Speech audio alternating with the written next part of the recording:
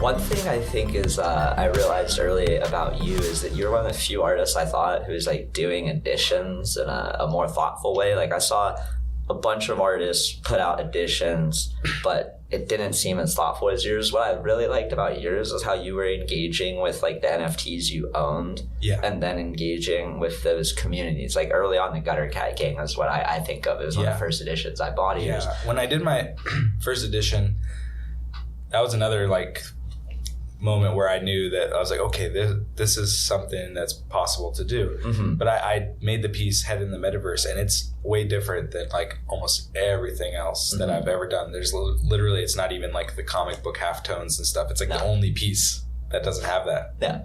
And I was like, okay, so this definitely, I really wanted to make it because I thought of the idea and I made it and I loved it.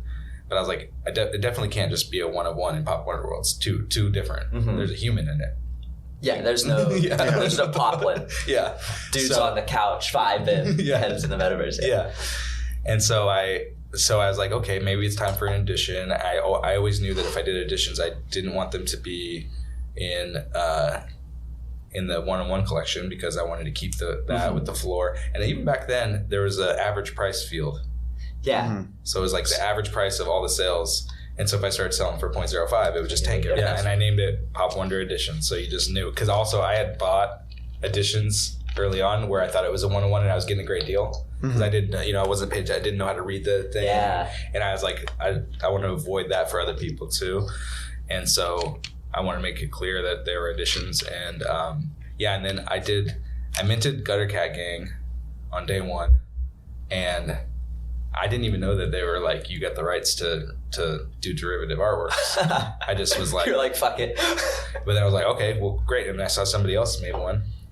And I was also, at the time I didn't know if anybody would like, or if the people would think that was a respectable thing to do, a derivative, because it's like taking somebody else's art, whatever.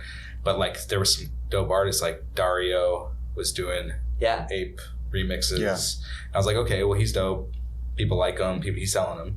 Let me try to do this. And I only made 7 of that first one. And I was like, because I didn't know if they would sell out. And I even said, like, it might even be in the description, like, derivative can be a dirty word in the art scene, because if you his work is derivative, it's like. But I put those up and they were gone like that. It was a no-brainer for me. Yeah, and then I was like, okay, great.